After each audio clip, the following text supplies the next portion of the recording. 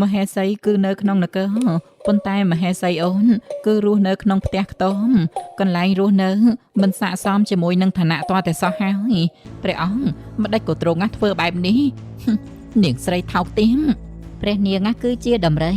វាត្រឹមតែជាស្រមោចដ៏តូចព្រះនាងគ្រាន់តែជន់វាបន្តិចទៅវានឹងងាប់ឯងហើយគឺបងចង់យកម្ហេសីម្នាក់ទៀតនេះថាម៉េចហ្នឹងព្រះអង្គចង់យកម្ហេសីម្នាក់ទៀតខ្ញុំម្ចាស់ក៏យល់ព្រមឲ្យព្រះអង្គយកម្ហេសីម្នាក់ទៀតដែរនួនពើព្រះនាងស្អីធ្វើមុខខឹងអញ្ចឹងនោះមុខដូចជាមិនរិចដូចគេចែកគេមិនស្មើហើយនេះមិនសប្បាយចិត្តនឹងអ្វីដែលខ្លួនមានទេមែនទេមាត់របស់ពួកឯងពាក់ស្បែកជើងលេខប៉ុន្មានអូយព្រះនាងកាបងទៅនគរវិញហើយបងនឹងត្រឡប់មកវិញម្ដងទៀតដើម្បីយកអូនទៅរស់នៅក្នុងនគរជាមួយនឹងបងនិងធ្វើជាមហេសីទី3នៅទីនោះ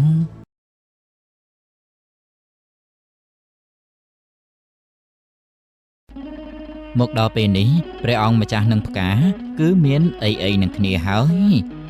ផ្កានិងព្រះអង្គម្ចាស់គឺមានអីនឹងគ្នាស្អីទេនឹងនេះយើងស្រែកដាក់វាស្រែកដាក់យើងអញ្ចឹងមែនទេគឺយើងកំពុងតែស្រែកប្រាប់ដល់ឯងនឹងហើយណាក្រែងលោឯងមិនដឹងយើងក៏ស្រែកប្រាប់ដល់ឯងដូចគ្នាដែរឯងមិនដឹងរឿងនាងផ្កានឹងណាវើអញ្ចឹងមានន័យថានាងផ្កាខ្លាចជាមហេសីរបស់ព្រះអង្គហើយអូយស្អីទេនឹងនេះណែនិយាយម្នាក់ម្ដងទៅណាវើ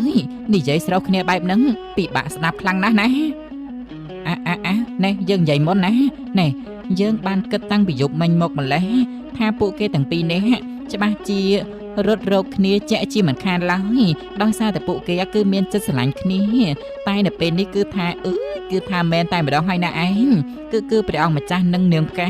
ពួកគេទាំងពីរនាក់មានអីនឹងគ្នាណែនេះយើងមានអារម្មណ៍ថាសប្បាយចិត្តតិចហើយណាឯងដែលមិត្តរបស់យើងខ្លាយជាមហេសីទី3របស់ព្រះអង្គបែបនឹងនោះហើយនៅពេលនោះនាងផ្កាវានឹងទៅរស់នៅក្នុងនគរជាមួយនឹងព្រះអង្គបន្ទាប់មកវានឹងយកពួកយើងទៅនៅក្នុងនគរដែរហើយមិនបានធ្វើស្អីច្រើនក៏បានធ្វើជាអ្នកបម្រើនៅក្នុងនគរក៏សប្បាយចិត្តដែរណាឯងយើងក៏គិតអញ្ចឹងដែរជាមិត្តជាមួយនឹងវាតាំងពីតូចមកយើងជឿថានាងផ្កាគឺវាមិនចោលពួកយើងទេណាឯងប្រកាសជាអញ្ចឹងនឹងហើយណាមិនអញ្ចឹងតាទៅផ្ទះរបស់វាសួរសុខទុក្ខវាបន្តិចទៅអញ្ចឹងមិនហើយយប់មិញវាជាមួយនឹងព្រះអង្គម្ចាស់នោះអញ្ចឹងតាឯងអញ្ចឹងតាមិន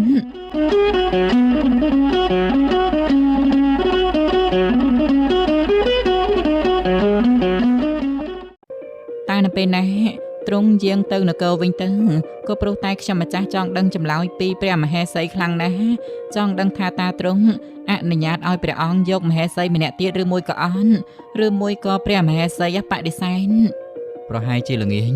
បងនឹងត្រឡប់ទៅនគរវិញហើយចំពោះរឿងយកអូនទៅរស់នៅក្នុងនគរនោះបងគិតថាមហេសីរបស់បងគឺគេមិនបដិសេធឡើយក៏ព្រោះតែគេស្រួលនិយាយគ្នាខ្លាំងណាស់ហើយគេក៏ងាយយល់ពីហេតុផលរបស់បងដែរបានអញ្ចឹងពិតមែនណាគឺល្អខ្លាំងណាស់ព្រោះអូនមិនចង់ធ្វើជាមនុស្សម្នាក់ដែលត្រូវគេបោះបង់ចោលឡើយអូនខ្លាចនៅក្នុងការបាត់បង់អ្នកណាគេម្នាក់គឺអូនណាខ្លាចភាពឯកាតែបងមិនឲ្យអូនណាស្គាល់ភាពឯកាឡើយបងនឹងនៅក្បែរអូនណាជារៀងរហូតមិនថាមានរឿងអ្វីកើតឡើងនោះទេគឺបងនៅក្បែរអូនជានិច្ចណាដូច្នេះអូនណាកុំបារម្ភអីលើព្រះអង្គម្ចាស់មានបន្ទូលបែបនេះខ្ញុំម្ចាស់គឺបានធូរទ្រង់បន្តិចលែងសូវគិតច្រើនដូចមុនហើយណាព្រះអង្គថ្ងៃមុនពួកយើងជួបគ្នានៅមាត់បឹងគឺជាកន្លែងដែលពួកយើងបានស្គាល់គ្នាលើកដំបូងតើអូនអាចជូនបងទៅម្ដងទៀតតើបានដែរអត់ទៅក្នុងនាមជាមហេសីរបស់បងគឺបងចង់មានពេលវេលានៅចិត្តអូនឲ្យបានច្រើនច្បាស់ជាបានហើយណាព្រះអង្គអញ្ចឹងព្រះអង្គយាងមកតាមខ្ញុំម្ចាស់មក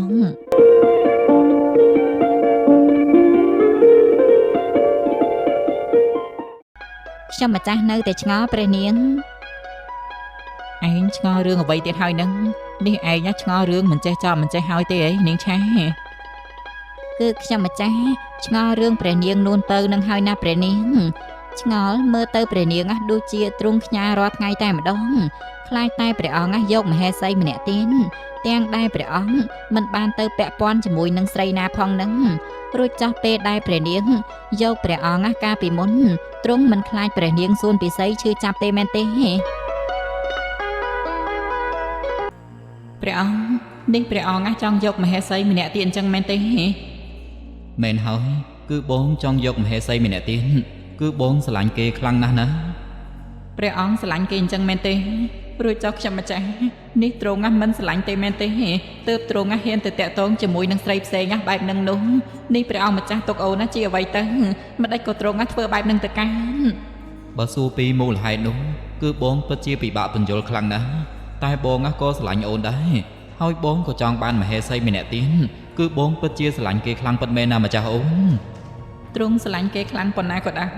ក៏ខ្ញុំម្ចាស់មិនព្រមឲ្យទ្រង់យកគេធ្វើជាមហេសីទី2បាននោះទេណាគឺខ្ញុំម្ចាស់មិនព្រមខ្ញុំម្ចាស់មិនព្រមទោះបីជាម្ចាស់អូនមិនព្រមតែនៅពេលនេះអង្គខ្លាយទៅជាបាយហើយព្រះអង្គម្ចាស់នេះព្រះអង្គម្ចាស់មានន័យថាម៉េចនឹងនេះកុំប្រាប់ណាកុំប្រាប់ថាគឺបងបានជ្រោជ្រួសជាមួយនឹងគេហើយបងក៏សន្យាថានឹងទទួលខុសត្រូវចំពោះគេដែរម្យ៉ាងវិញទៀតពួកយើងទាំងពីរនេះរៀបអភិសេកជាមួយនឹងគ្នាជាយូរហើយប៉ុន្តែអូនមិនអាចមានបុត្រឲ្យបងបានដូច្នេះបងត្រូវតែយកមហេសីម្នាក់ទៀតហើយអូនក៏មិនបាច់ហាមឃាត់បងដែរបងត្រូវតែយកមហេសីម្នាក់ទៀតម្ចាស់បងហើយមិនក៏ទៅជាអញ្ចឹងទៅវិញនេះតាហេតុអីទៅនេះតាហេតុអីមិនយូរប៉ុន្មានព្រះអង្គក៏បានយកនួនពៅមករស់នៅក្នុងនគរក្នុងនាមជាមហេសីទី2ពិសីគេគឺជានួនពៅហើយពីថ្ងៃនេះតទៅគេនឹងមករស់នៅក្នុងនគរជាមួយនឹងពួកយើងក្នុងនាមជាមហេសីទី2ខ្ញុំម្ចាស់សូមផ្ញើខ្លួនផ្ញើប្រាណនៅក្នុងនគរនេះផងណាដោយសារតែខ្ញុំម្ចាស់មកពីឆ្ងាយហើយក៏ជាកូនអ្នកក្រខ្សត់ដែរម្ល៉េះហើយមិនសូវមានចំណេះដឹងអីច្រើននោះទេដូច្នេះប្រសិនបើខ្ញុំម្ចាស់ធ្វើរឿងខុសអ្វីមួយត្រង់ចំណុចណានោះសូមអ្នកបងណែនាំខ្ញុំម្ចាស់ផងណាអ្នកបងមិនអីទេនាងអាចរស់នៅទីនេះបានដោយមានក្តីសុខទៅចោះក៏ព្រោះតែព្រះអង្គអនុញ្ញាតឲ្យនាងចូលមករស់នៅទីនេះហើយរស់នៅទីនេះក្នុងនាមជាមហេសីទី2អញ្ចឹងនាងមិនបាច់ខ្លាចក្រែងចិត្តអ្វីនោះទេនាងចង់ធ្វើអ្វីក៏ស្រេចតែចិត្តនាងចង់អ្នកបងមានបន្ទូលបែបនេះ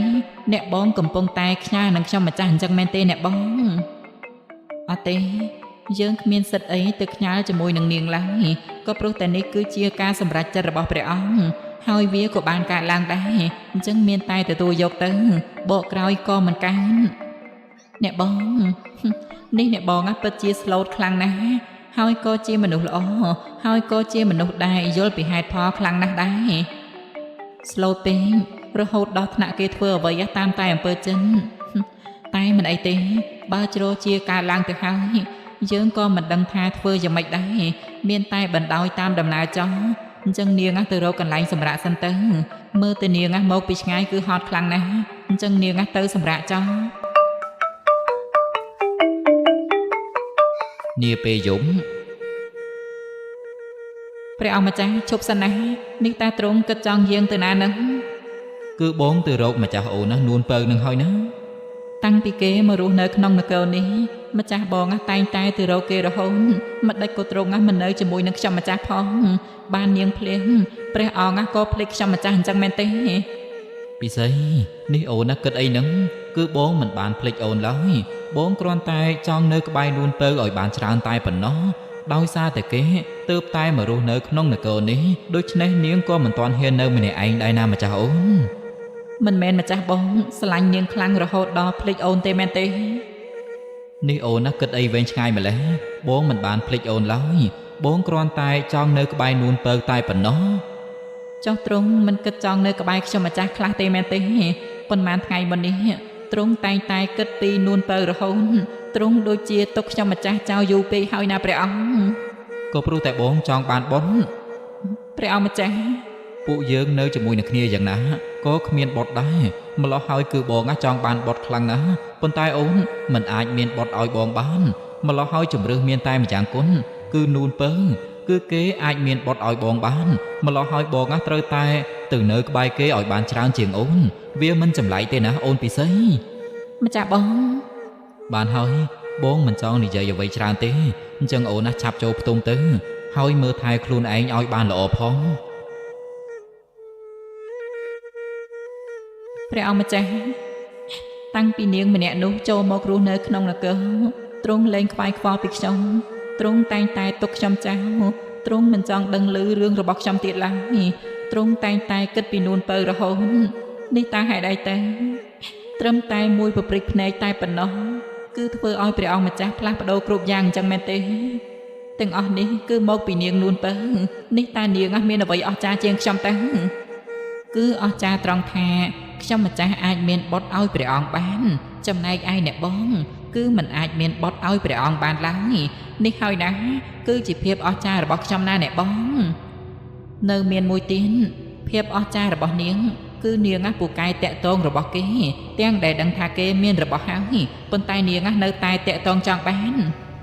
ជាស្ដេចទៅហើយអ្នកណាគេដែលថាមិនចង់បាននោះ អ្នកបងកុំថាឡើយតែខ្ញុំ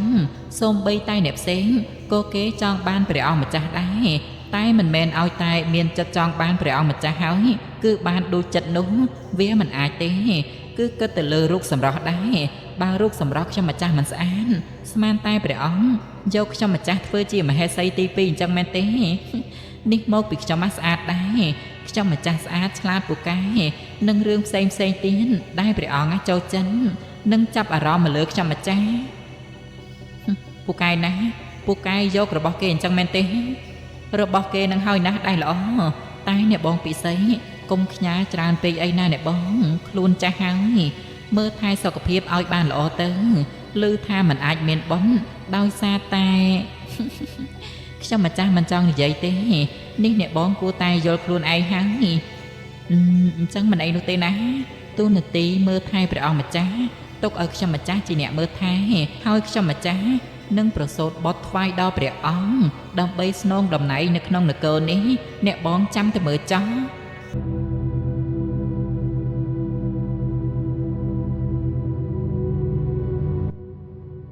ខ្ញុំអន់ត្រង់ចំណុចនឹងមែនទេ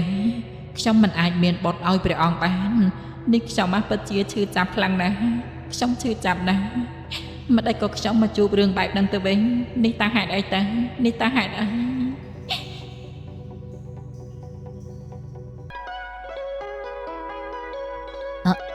ព្រះនាងនេះមិនដេចក៏ព្រះនាងនៅស្ងៀមឈឹងបែបហ្នឹងទៅវិញព្រះនាងមិនឮខ្ញុំម្ចាស់និយាយទេមែនទេព្រះនាងនៅពេលនោះយើងពិតជាឈឺចាប់ខ្លាំងណាស់មិនដេចក៏យើងមកជួបរឿងបែបនោះទៅវិញតែក្រោយពេលដែលយើងទទួលស្គាល់ការពិនថារឿងនោះវាបានកើតឡើងហើយចំណែកព្រះអង្គដោយសារតែទ្រង់ចង់បានបុណ្យទើបទ្រង់សម្រេចចិត្តយកមហេសីម្នាក់ទៀត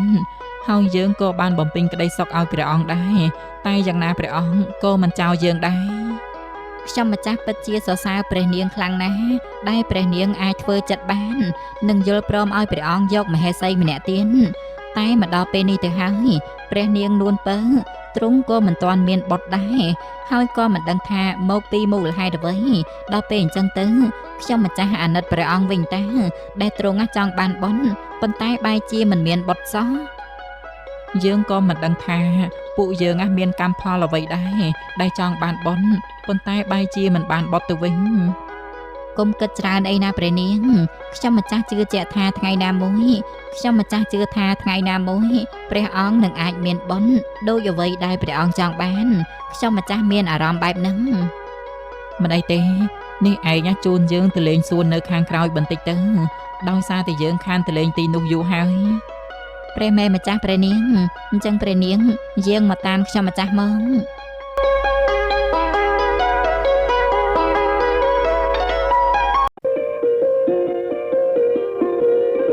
នាងផ្កាអើយនាងផ្កានេះយើងមកលេងឯងហើយណាមិនមកសួរសុខទុក្ខឯងហើយណាមិននៅពេលនេះឯងកំពុងតែធ្វើអ្វីហ្នឹងឯងនៅឯណាឆាប់ចេញមកណាមិនគឺយើងមកលេងឯងណាមិត្តសម្លាញ់ហើយពួកឯងមកស្រែកឡងរោគស្អីហ្នឹងព្រះនាង ព្រះនាងឯណាទៅអ៊ំខ្ញុំមិនតាន់ខ្លាយជាព្រះនាងនោះទេគឺនៅរាសាមញ្ញនៅឡើយហ្នឹងតើតែនាងផ្កាវាបានទៅរស់នៅក្នុងនគរក្រែងលោកខ្ញុំនេះបានទៅរស់នៅក្នុងនគរខ្លាយជាព្រះនាងដែរនឹងណាអ៊ំស្រីមែនហើយណាអ៊ំនៅពេលនេះត្រឹមតែជាមនុស្សស្រីធម្មតានៅឡើយតែតទៅថ្ងៃមុខទៅខ្លាយជាអ្នកបម្រើនៅក្នុងនគរក៏អាចថាបានដែរគឺបែបនឹងណាអ៊ំនាងឈួនយើងមិនបាននិយាយអំពីពួកឯងនោះទេណាវើយអ៊ំមិនបាននិយាយពីពួកខ្ញុំអញ្ចឹងតែអ៊ំកំពុងតែនិយាយអំពីអ្នកណាគេទៅអញ្ចឹងមែនហើយអ៊ំពួកខ្ញុំនៅឈរពីមុខអ៊ំបើអ៊ំមិននិយាយពីពួកខ្ញុំនេះតើអ៊ំស្រីនិយាយអំពីអ្នកណាគេវិញទៅហើយចាប់ណាស់ពួកឯងនេះពួកឯងងាកទៅក្រោយទៅហាព្រះនាងនេះនឹងទីព្រះនាងស្អីធ្វើមុខខឹងអញ្ចឹងនោះមុខដូចជាមិនរិចដូចគេចែកគេមិនស្មើហើយនេះមិនសប្បាយចិត្តនឹងអ្វីដែលខ្លួនមានទេមែនទេដូចនេះមើលទៅដូចជាក្តៅក្រហាយរឿងអ្វីអញ្ចឹងមែនតាមើលទៅព្រះនាងនឹងដូចជាខឹងដូចជាមានកំហឹងនៅក្នុងខ្លួន100គីឡូអញ្ចឹងណាឯងនេះប្រហែលជាមិនសប្បាយចិត្តរឿងអ្វីទេដឹងមិនដឹងដែរតែប្រហែលជាមិនសប្បាយចិត្តដែលរឿងព្រះអង្គម្ចាស់យើងចាញ់ពីនគរទេដឹងយើងគិតថារឿងនឹងដែរមាត់របស់ពួកឯងពាក់ស្បែកជើងលេខប៉ុន្មានអូយព្រះនាងមានមាត់ទុកមាត់ស៊ីបាយទៅកុំមកចេះដឹងរឿងរបស់គេខ្លាំងពេកថ្ងៃណាមួយបែកមាត់នេះឯងកុំបន្ទោសគេចាហើយណែគេមិនមែនឆ្លោយចាទេគេឆ្លោយថាព្រះមេម្ចាស់ព្រះនាងអាជីនផ្ទះនេះមែនទេដែលព្រះអង្គម្ចាស់ទ្រង់យាងមកសម្រាកនៅទីនេះនោះក្រាបទូលព្រះនាងគឺផ្ទះនឹងហើយណែអ៊ំស្រីព្រះអង្គម្ចាស់តាទ្រង់យាងតាណាបាត់ហើយអូព្រះនាងគឺទ្រង់យាងទៅមាត់បឹងបាត់ហើយណាព្រះនាងអូយច្រឡំនិយាយព្រះអង្គម្ចាស់យាងទៅមាត់បឹងអញ្ចឹងមែនទេហើយព្រះនាងចាំខ្ញុំម្ចាស់ផងណាព្រះនាងអូយពធអ៊ំមិនដេចក៏អ៊ំប្រាប់ព្រះនាងតាមត្រង់បែបនឹងទៅវិញអូយចប់ហើយនេះមកពីយើងភ័យពេករៀបពាក្យនិយាយមិនត្រូវហើយក៏ប្រាប់ព្រះនាងតាមត្រង់ទៅតែមិនអីទេមុននឹងក្រោយព្រះនាងគង់តែដឹងដដែលហ្នឹងអញ្ចឹងមានតែបណ្ដោយតាមដំណើរទៅចប់ហើយនេះទេនេះឯងមើលទៅព្រះនាងដើរសម្ដៅទៅមាត់បឹងហើយណាតិចព្រះនាងទៅរករឿងនាងផ្កាទៅច្បាស់ជាទៅរករឿងនឹងហើយណាអញ្ចឹងតាទៅតាមទៅមិនមកនៅជួយមិត្តរបស់យើងអញ្ចឹងតាអូយចាប់ហើយខ្ញុំមិញនេះច្រឡំប្រាប់ការពិននៅមាត់បឹងព្រះអង្គម្ចាស់និងផ្កាកំពុងតែសាសងគ្នាយ៉ាងផ្អែមល្ហែមមកលើកទី1ពួកយើងជួបគ្នាត្រឹមតែជាអ្នកស្គាល់គ្នាធម្មតាមកលើកទី2ពួកយើងលើសពីអ្នកស្គាល់គ្នាធម្មតានេះតើមានន័យយ៉ាងម៉េចវិញទៅព្រះអង្គគឺពីមុនអូនត្រឹមតែជាមនុស្សសាមញ្ញប៉ុន្តែពេលនេះអូនគឺជាមហេសីរបស់បងនោះអីមហេសីគឺនៅក្នុងនគរប៉ុន្តែមហេសីអូនគឺរស់នៅក្នុងផ្ទះខ្ទមកន្លែងរស់នៅមិនស័ក្តិសមជាមួយនឹងឋានៈតតែសោះហើយនេះអន់ចិត្តខ្លាំងណាស់ទ្រាំបន្តិចសិនទៅណាអូនបន្តិចទៀតនេះអូននឹងបានទៅរស់នៅក្នុងនគរហើយគឺបងមិនចោលអូនដាច់ខាតខ្ញុំម្ចាស់គ្រាន់តែលោលេងជាមួយនឹងព្រះអង្គនោះទេខ្ញុំម្ចាស់ក៏ដឹងថាទ្រង់ស្រឡាញ់ខ្លាំងហើយនឹងមិនបោះបង់ខ្ញុំម្ចាស់ចោលឡើយក៏ព្រោះតែមានតែខ្ញុំម្ចាស់តែម្នាក់គុណដែលអាចមានបទថ្វាយដល់ព្រះអង្គបានជាការពិតណាស់អូនស្របពេលនោះព្រះនាងនួនពើទ្រង់ក៏បានឃើញព្រះអង្គនៅជាមួយនឹងផ្កាព្រះនាងនួនពើទ្រង់ពិតជាខ្ញាល់ជាខ្លាំងគឺដូចអ្វីដែលយើងបានគិតពិតមែនគឺព្រះអង្គម្ចាស់ច្បាស់ជាតាក់ទងជាមួយនឹងស្រីនៅក្នុងភូមិនេះនៅពេលនេះគឺវាបានកើតឡើងដូចអ្វីដែលយើងបានគិតហើយព្រះអង្គមិនដេចក៏ទ្រង់ធ្វើបែបនេះនាងស្រីថោកទាបព្រះនាងម្ចាស់ជប់សាណាព្រះនាងនេះព្រះនាងកុំតន់ឆេឆាវអី កុំខ្វាត់យើងណាយើងចង់ទៅផ្ទះកំភ្លៀងស្រីម្នាក់នោះកុំតាន់អីណាព្រះនាងចាត់ការស្រីម្នាក់នោះនៅពេលក្រោយក៏មិនតាន់ហួសពេលដែរគិតមួយសិនណាព្រះនាងទៅសប្បាយលេងនេះឯងចង់មានន័យយ៉ាងម៉េចហ្នឹងនៅពេលនេះព្រះនាងក៏ដឹងច្បាស់ថាអ្នកណាគេដែលតាក់ទងជាមួយនឹងព្រះអង្គគឺជាស្រីម្នាក់នេះហើយព្រះនាងក៏បានស្គាល់ផ្ទះរបស់ស្រីម្នាក់នឹងផងដែរវាគ្រាន់តែជាមនុស្សធម្មតារឿងអ្វីដែលថាព្រះនាងមិនអាចកម្ចាត់ស្រីម្នាក់នឹងបាននោះគឺចាត់ការវាបានដោយស្រួលចង់ចាត់ការវាពេលណាក៏បានដែរអញ្ចឹងនៅពេលនេះកុំតាន់ឲ្យវាដឹងខ្លួនអីស្ងៀមស្ងាត់មិនប្រកាសថាចុះចាញ់ទេណាព្រះនាងគំនិតរបស់ឯងក៏ល្អដែរមិនអីទេយើងចាត់ការវានៅពេលក្រោយក៏បានដែរនឹងហើយណាព្រះនាងគឺជាដំរីវាត្រឹមតែជាស្រមោចដ៏តូចព្រះនាងគ្រាន់តែជន់វាបន្តិចទៅវានឹងងាប់ឯងហើយអញ្ចឹងព្រះនាងកុំទៅចំណាយពេលច្រើនជាមួយនឹងមនុស្សដូចជាវាអីចាញ់តែម្ដងគឺវាចុះចាញ់ហើយល្អណាស់ចាត់ការវានៅពេលក្រោយក៏បានដែរអញ្ចឹងតាត្រឡប់ទៅនគរវិញទៅព្រះមេម្ចាស់ព្រះនាង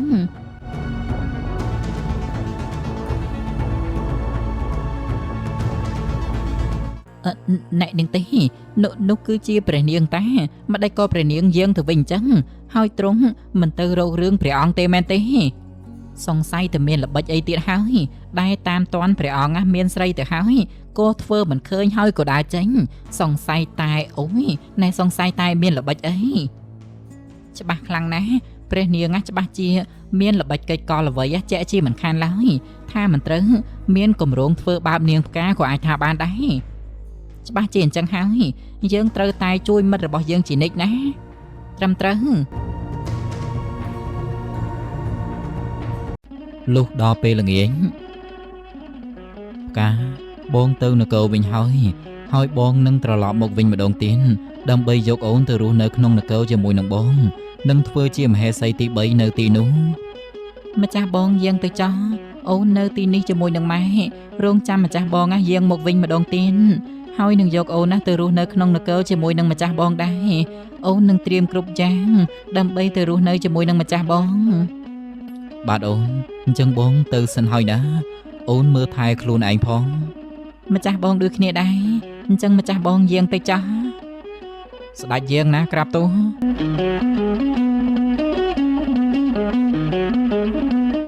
កូនម្ដាយនៅពេលនេះគឺបានសម្រេចហើយណាកូនព្រះអង្គគឺស្រឡាញ់កូនខ្លាំងណាស់បាត់កូនមិនបានទេអ្វីដែលខ្ញុំចង់បានគឺត្រូវតែបានអញ្ចឹងហើយណាម៉ែចិត្តខ្ញុំចង់បានព្រះអង្គនៅពេលនេះខ្ញុំកំពុងតែបានដូចចិត្តរបស់ខ្ញុំហើយណាម៉ែកូនម៉ែល្អម្លឹងទៅហើយបើមិនអោយព្រះអង្គសពព្រះハរតីមិននឹងកើតទៅកូនម៉ែទាំងស្អាតឆ្លាតពូកែគ្រប់សពបែបយ៉ាងបើទ្រង់មិនស្រឡាញ់ទៀនចប់តែម្ដងហើយណាកូននៅពេលនេះគឺមិនចប់ទេណាម៉ែព្រោះតែព្រះអង្គកំពុងតែលងស្រឡាញ់ខ្ញុំខ្លាំងឡើងហើយណាម៉ែត្រៀមចិត្តត្រៀមកាយទៅរស់នៅក្នុងនគរទៅណាកូនតែនៅពេលនេះម៉ែពិតជាឃ្លានបាយខ្លាំងណាស់ទៅរកបាយឆីសិនទៅណាកូនចាម៉ែម្ចាស់អូនបងមានរឿងមួយចង់ប្រាប់ដល់ម្ចាស់អូននេះតែជារឿងអ្វីទៅម្ចាស់បងគឺបងចង់យកម្ហេសីម្នាក់ទៀតនេះថាម៉េចហ្នឹងព្រះអង្គចង់យកម្ហេសីម្នាក់ទៀតមែនហើយគឺបងចង់យកម្ហេសីម្នាក់ទៀតនេះតើអូនគិតយ៉ាងម៉េចដែរតើនាងគឺជាអ្នកណាគេទៅនាងជាមនុស្សល្អឬមួយក៏យ៉ាងណាទើបម្ចាស់បងចង់បាននាងធ្វើជាមហេសីទី3នាងស្រស់ស្អាតណាស់នាងល្អទាំងរូបល្អទាំងកាយហើយបងក៏បានស្គាល់គេច្បាស់ដែរថាគេគឺជាមនុស្សបែបណាម្ល៉េះហើយបានជាបងដាក់ចិត្តស្រឡាញ់គេនឹងណាម្ចាស់អូនធ្វើតាមអ្វីដែលបងចង់បានទៅសពថ្ងៃនេះបងពិតជាចង់បានបុតខ្លាំងណាស់អូនក៏មិនអាចមានបុតឲ្យបងបានចំណែកម្ចាស់អូននួនពើក៏គេមិនទាន់មានបុតទៀនហើយក៏មិនដឹងថាពេលណាមានម្ល៉េះហើយទៅម្ចាស់បងចង់បានមហេសីម្នាក់ទៀនចំពោះរឿងនេះគឺអូនយល់ច្បាស់ថាម្ចាស់បងចង់បានបែបណាចំពោះខ្ញុំម្ចាស់គឺមិនអីទេខ្ញុំម្ចាស់យល់ស្របជានិញដោយសារតែខ្ញុំម្ចាស់ក៏មិនអាចមានបុតឲ្យម្ចាស់បងបាន ប៉ុន្តែអ្វីដែលសំខាន់នោះគឺម្ចាស់អូននួនពៅថាតើគេ